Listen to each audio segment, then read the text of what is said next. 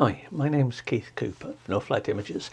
It's 2026 and already people are asking me, should I buy a printer? Are the new ones coming? Should I wait and get it? I will give my current two best printers for getting into printing with suitable caveats and whatever later on. But at the moment, I would say if you want a printer, buy a printer. I was asked the same questions, exactly the same questions, about a year ago, and I said, buy a printer. And I know that at least one person did buy a printer, and one person sort of said, no, I think I'll wait. I don't know whether they did get a printer or not, but nothing has happened. So really, when it comes down to it, if you want to get into printing, do it now, because otherwise you won't make prints. If you don't really want to get printing, well, wait. There you go. That's the simple one. But anyway, what might be coming? As ever, I have no inside information on this, because if I do have inside information, it's usually because I've signed an NDA, so I can't discuss it. But what I can say is there is nothing that I know is coming that I can talk about or otherwise at the moment. So there you go. Take that for what it's worth. Anyway, the 8550 Epson EcoTank printer does very well. I've produced hundreds of printer profiles for it, and I know that people downloading them and things and that it's a very popular printer because it performs well.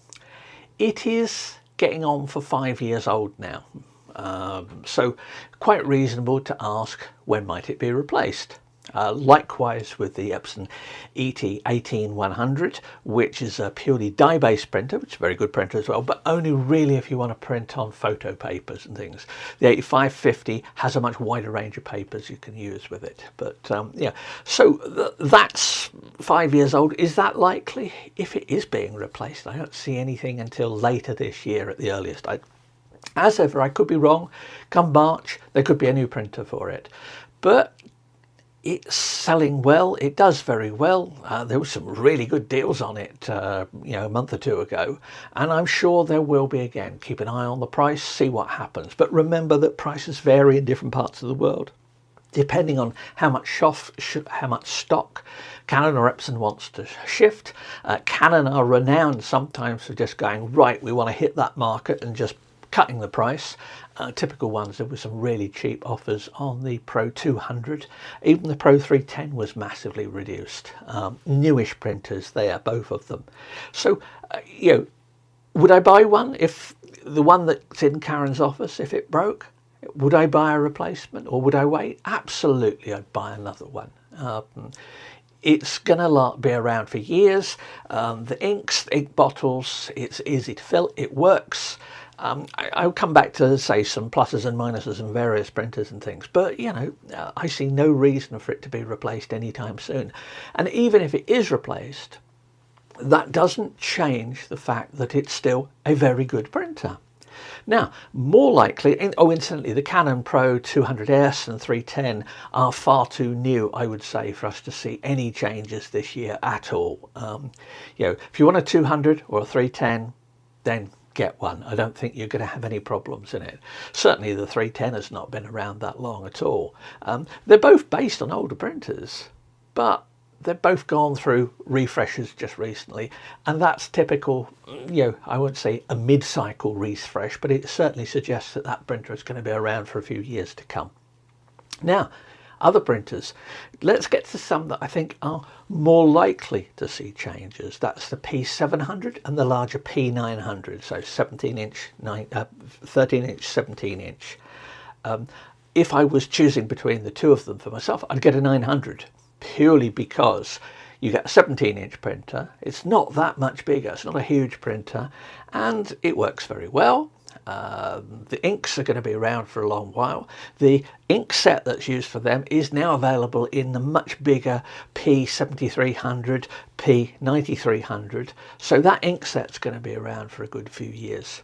The actual printers themselves, the 700, 900, both came out during COVID times, which meant like almost every product that came out around the 2020 time. Manufacturing quality control was all affected. So it's worth saying now that if you see somebody saying, oh, the pre-700 is useless, it does whatever, it's, you know, the paper handling is not very good or something like that, check when they got their P700, because although you won't see any difference, I'm going to suggest that there are an awful lot of incremental changes have gone into the 700, 900 in the 5 years or so they've been around. Will we see anything? Typical life for printers like this is 5 to 6 years, but typical is what it was. The whole industry has changed in terms of cycle times, how quickly products last, how quickly they come through. Yeah, would I say 700, 900 maybe towards the end of the year? Would that be a good reason for not getting one? Well, if you don't want to do any printing, then yeah, by all means wait. But if you actually want to get one to do printing, then what are you waiting for? It's not going to be that soon, I hope. Sorry for anyone who does buy one if one comes out quickly. But yeah, that's in that 13-inch range there. In terms of larger printers, the Pro 1100 has been around a year or so. The ink set for the Pro 1100 is now found also in the Pro 310. Also the Pro 2600, 4600, the bigger printers. But looking at bigger printers, the P7300, 9300 are relatively new. They're using the same ink set as the P5300, the P900 and the P700. The oldest of those is very much the 700, 900. I could possibly see a change where we get new printers, but still the same ink set, but various other improvements. As to what, well, I have a list for most printers of what could be improved, but not necessarily that much. They work. The only thing I wouldn't personally get if I got a P900 is I would not get the roll adapter. If you want a roll paper printer, buy a roll paper printer. That means the P5300 for it. Canon don't have a 17-inch one of that, and in some ways it's, there are gaps in Canon's range tell you more about Canon's attitude to product and market differentiation than they do necessarily for products filling the gaps that Epson tends to do. So Epson's products often have a degree of overlap. Canon's tend to be much more segmented into what they do. So for bigger printers, anything to see changes? I had half expected it this year, but more likely this year would be an update for the old P7500, P9500. Now they're top-end sort of fine art printers, pro-level printers, whatever pro-level means. It is just pure marketing tosh that they come out with, calling stuff pro. But remember, the P7500 was launched in October 2019, if I remember rightly. So that's definitely getting on a bit. And if you look at the range of printers, that chassis is now being used for the 7300, different ink set, different print head, but perhaps time to move to a newer chassis design for that, for the high-end printers. I don't know. That's a possibility, one that I'm keeping an eye on the shows and various things. Sure enough, if it does come out, I will have a look at it. Canon printers, I mentioned 2600, 4600, that's a 44-inch versions of it. They're using the same ink set as the 310, the Pro 1100. I'm not seeing any significant changes there for a few years yet. The one that people ask me about for Canon printers is, where is the Canon 13-inch ink tank printer or mega tank printer? So the equivalent to something like the Epson 8550 here. Why are there no 13-inch printers, ink tank printers from Canon? And I think there's a very simple answer. You look at Canon, how it orders its products and various things, and you will see they have very little overlap. As I said, it is market segmentation. So, for example, the small Canon printers, I can't recommend them for Mac users anymore because they don't have proper printer drivers. They use AirPrint, which is the chocolate fireguard of printer drivers. It's utterly useless unless you want to print from a phone or something like that. For anything of any quality, it's useless. So that means that the Megatank printers and the other smaller office printers, certainly if you're a Mac user, you've got quite a few hoops to jump through to get good print quality out of them with various papers. That is an annoyance, and I'd like to see that addressed. Whether it will be, I don't know. That's way up above the pay grade of anyone I know at Canon. But 13-inch ink tanks, no. I think that would impinge on sales of the Pro 200 and the Pro 310 far too much, in the way that you could say that the good old 8550 here has impinged on sales of the P700. I'm sure there has been if you look at the relative sales of those, you would notice that this hits above its weight. It's just, it's a very good printer for it. So anyway, so that's the stuff that's coming. I did say that I'd say the two best printers if you wanted to get into printing. They are two printers, 13-inch printers, because A4 is too small. But the Pro 310, I reviewed just recently, excellent print quality, very nice ink set.